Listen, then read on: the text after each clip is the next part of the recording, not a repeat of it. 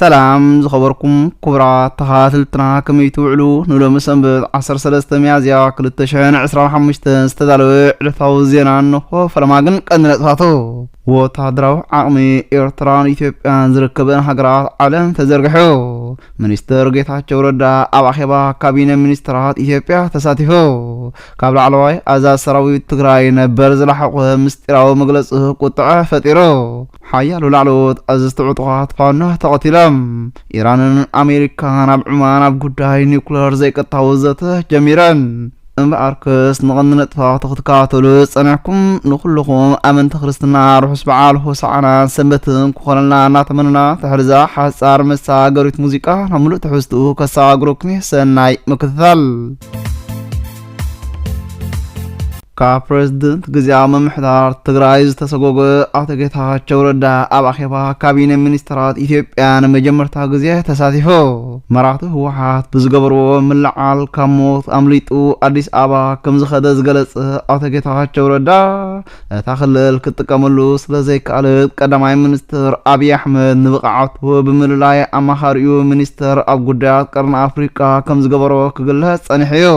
ነዚ ስዒብኻ ሚኒስትር ጌታቸው ረዳ تمالي قدام أباخبا كابينة منسترات إثيوبيا بخبر تعديمون تساتيفون تمالي قدام أبستفاليو عودتها زتسرحو سرحات نايت جاعت أوارح قمقامات أفادت سمها سراح تساتيفو أبت قمقام نزمت سلست أوارح مدبا سراح زحبر ترقم زلوزت كمز قبرو قداماي منستر أبي أحمد أبناي فيسبوك حسابو لطيفو كساب حجر يعوضات كم زمزقب زقلص قداماي منستر أبي أحمد إزقن زيارة نخصعلو نابز عابي درجة نخبصحو زدرخ كم زخونة أسميرلو إذا خمزيلو كله مع كلاي كوميته وحات بوغنو كاب عسران تشعطن مقابيت كساب سلست ميازيا كلتشين عصر شوعاتن زكارو سروع عخيبا كم زازمه حبيرو آفتا خيبا بزعبا حلوف أفاس اسمانا شدش أوارحن قصالة المن شدش أوارحن قمقيمو أصدقو أبزا حالف قزي كابس ممع بريتوريا وزقان حق منغستاو سرعة زفرسن بوشتن بدقن بستهاد ملكعو حادنت هزب تقراي نايم فراس وديت كم زنبره كسيسو نو كل شرحات أفشلهم كا هزبن سراويتن تقراي بزا أمنو منقد مس منغس إيثيوبيا بمررا أمر حق زيام محضار تقراي متعراي كم زقبره كاليسام بز مسرت كا هو حتن منغس إيثيوبيا بزقبر ومررا مسرت ليتنا جنرال تادس ورد بريزدنت زيام محضار تقراي كم زخونه حبيرام إيران أمريكا أبغداي نيوكلراوي أسوار بتزاوار منقد زته جميران وهابيكا منستر وصاه قدات إيران إسماعيل باغاي وكلت إيران أمريكان أب عمان بتزاوار منقد يزرربو كمزلو حبيرو منستر وصاه قدات إيران عباس أراغتشن ولوغ إيران مريحو أبتزته كركبن كله فلويلوغ أمريكا استي ويتكوفكا نلوغ أمريكا مريحلو اتزررب أمونغو وكلت إيران أمريكان أب حاربوتا غنكا أبستفالي كفلتها تيكات كمزلو أفليتو منستر عباس اتزات اب غداي نيوكلير طراح زتكور زيكونس بزعبا امصان اب زرب كمعبل كم زخل انفيتو ابز حجزكا زلوزت ابسم انت بصحو زقص زورزت زكارلو علات كوسانيو حاده قبل علوت ازست سراوت تግራይ ነበር بتليفون ابز غبرو زررف تطليفو አፍተናይ ቴሌፎን ዝርብ ብዛዕባ አዘስ ሰራዊት ትግራይ ዘለዎ መጠን ሃብቲ ዘቃልዐ ኮይኑ ህዝቢ ትግራይ ብዝኽነት ኣብሳቀሉ ዘሎ እዋን ክንድዚ ዝኣክል ሃብቲ ምውናኖም ኣዘራሪቦ ኣብቲ ተጠሊፉ ዝወፅ መግለፂ ኮሎኔል ተወልደ ዝተባሃለ 500 ሚልዮን ገንዘብ ከም ዘለዎ ብምሕባሩ ክንድዚ ዝኣክል ገንዘብ ካበይ ኣኪቦ ዝብል ሓያል ቁጥዐ ፈጢሩሎ ከም በዓል ጀነራል ምግበይ ሃይለውን ሚልዮናት ዶላራት ኣብ ዱባይ ከም ዘለዎም ክግለጽ ዝጸንሐ ኮይኑም ናይ ኮሎኔል ተወልደግን ኣመና ዝኽፍ ስለ ዝኾነ ኣብ ህዝቢ ትግራይ ከቢድ ቁጥዐ ፈጢሮ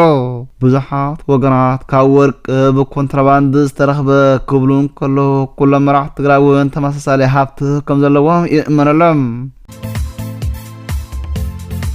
ሓያሎ ላዕለዎት ኣዘዝቲ ዕጡቃት ፋኖ ከም ዝተቐትሉ ተገሊጹ። ወሃብቲ ቃል እቶም ዕጡቃት ኣብ ዝሃብዎ መግለፂ ላዕለዎት ኣዘዝቶም ብምቕታሮም መሪር ሓዘን ከም ዝተሰምዖምን ኣርማ ኣምሓራ ዝኾነ ቃልሲ በዚ ከም ዘይዕንቀፍ ፈኪሮም ንዋልቃይትን ራያን ብሓይሊ ክንመልስ ኢና ዝብሉ ክንፊ ህወሓት ብዝሕፍር መልክዑ ነቲ ቅትለት ከም ዝፈጸምዎን ህዝቢ ኣምሓራ ናይ ህልውና ቃልሲ ኣብ ዘካይደሉ ዘሎ እዋን ምፍጻሙኻ ታሪክ ዘይርስዖ ገበን እዩ ክብሉ ወቒሶም። ኣብ 2025 ናብ ዓለም ዘለዋ ሃገራት ብዘለዎን ወታደራዊ ዓቕሚ ደረጃን ወፂኡ ሓንቲ ግሎባል ፋየር ፓወር ኔትወርክ ዝተባሃለት መርበብ ሓበሬታ ኣብ ዘውፅኣቶ መግለፂ እቲ መምዘነ ልዕሊ 60 ዝኸውን ነገራት ከም ዝጠቐሰን ናይ 145 ሃገራት ዘለዎን ወታደራዊ ዓቕሚ ገምጊማ ገለ ካብቲ መምዘኒ ሃገራት ዘለዎን መሳርሒ ኣፅዋርን ሕፅረትን ዓመታዊ ባጀት ወታደራዊ ቴክኖሎጂ ምስ ካልኦት ሃገራት ዘለዎን ምትሕባርን ካልኦትን ዘጠቃለለ ከም ዝኾነ ኣስሚራትሎ።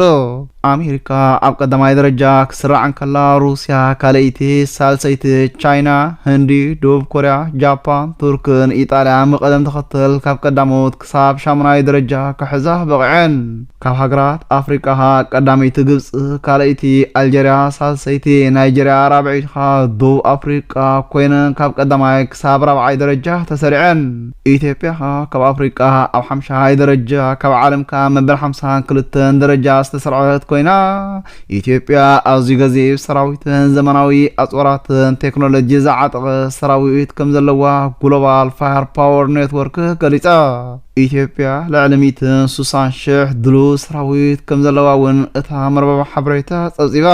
ኤርትራ ካብ መበል 145 ሃገራት ኣብ መበል 120 ደረጃ ዝተቐመጠት ኮይና ምስ ኢትዮጵያ ብፍጹም ዘይናፅጸር ዓቕሚ ከም ዘለዋ እታ መርበብ ሓበሬታ ጸብጺባ። እቲ ዘገርምካ እታ ከም ሃገር ከም ዝፈረሰት ትግለጽ ሊብያ ኣብ 10ይ ደረጃ ዝተቐመጠት ኮይና ድሕሪ ውድቀት ስርዓት ቀዛፊ ብውግእ ሓድሕድ እናተሓመሰት 10ይ ደረጃ መሓዛ ኣዘራሪቦ። እስራኤል ንሆስፒታል ቃዛ ብመጥቃዕቲ ኣየር ከም ዝደብደበት ተኸሲሳ። እስራኤል ብዘካየደቶ መጥቃዕቲ ዝገለዶም ሕሙማት ዝናበይሉን ክፍሊ መጥቃዕትን ሆስፒታል ቃዛ ከም ዝዓነወ ሓማስ ኣፍሊጦ። ኣብ ኢንተርነት ዝተዘርግሐ ቪድዮ ከም ዝሕብሮ እንተኾይኑ ሚሳይላት ኣብ ክልተ ደብሪ ህንፃ ድሕሪ ምውቅዑ ካብ ሆስፒታል ኣልኣህሊ ዝተበገሰ ገዚፍ ሓላልታን ትክን ክወፅእ ሓዲሩ። ኣብ ዓራውቲ ሆስፒታል ዝርከቡ ሕሙማት ሓዊሱ ሰባት ካብቲ ቦታ ብጉያ ክወፅእ ብስእሊ ተዘርግሑ። ሓይልታት ምክልኻል እስራኤል ናብ ሓደ ሓኪምቲ ሆስፒታል ደው ኢሎም ሰላማውያን ሰባት ካብቲ ቦታ ክወፅኡ ቅድመ መጠንቀቕታ ከም ዝሃቡ ሓደ ጋዜጠኛ ተኸባቢ ገሊጹ። ጉጅለ ሓማስ ነቲ መጥቃዕቲ ዘስካሕካሕ ገበን ኢሉ ዝገለጹ ኮይኑ እስራኤል ነቲ ጸብጻባት ትምርምሮ ከም ዘላ ገሊጻ። ሓደ መኮንን ሰራዊት እስራኤል ኣብ ክፍሊ ህጹጽ ረድኤት ንዝሰርሕ ሓኪም ደው ኢሉ ብቕልጡፍ ካብቲ ሆስፒታል ክወፅኡ ከም ዝሓተቶም ሓደ ጋዜጠኛ ሓቢሩ። እቲ ኣባል ሰራዊት እስራኤል ኩሎም ሕሙማትን ተመዛበልትን ናብ ውሕስ ቦታ ክወፅኡ ኣለዎም ክብል ተሓላፍ ዝነገረ ኮይኑም ክትወፁ 20 ደቓይቕ ጥራሕ ዘድልየካ ምባሉኻ ንብዙሓት ወገናት ኣቆጢዑ። ደቂ ኣንስትዮን ህፃናትን ዝርከቦም ዓሰርታት ፍልስጤማውያን እውን ካብቲ ኣብ ውሽጢ እቲ ሆስፒታል መፅለሊ ክደልዩ ዝፀንሑ ክሃድሙ ተራእዮም። እቲ ጋዜጠኛ ስዒቡ እስራኤል ኣማኢት ሕሙማትን ሰራሕተኛታት ሕክምና ዝሓዘ ሆስፒታል ኣልኣህሊ ዕላማ ብምግባር ዘስካሕክሕ ገበን ትፍጽማላ ክብል ከሲሱ። እምበኣርክስ ንሎሚ ዝተዳለወ ዕለታዊ ዜና ተፈጺሙሎ ንሙሉእ ህዝቢ ዓለም ሰላምን ርግኣትን እናተመነና ኣብ ካልእ ግዜ ብካልእ ትሕዝቶ የራኽበና እናበልና ክሳብ ሽዑ ግን ሰሰናዩ ንዓኹም።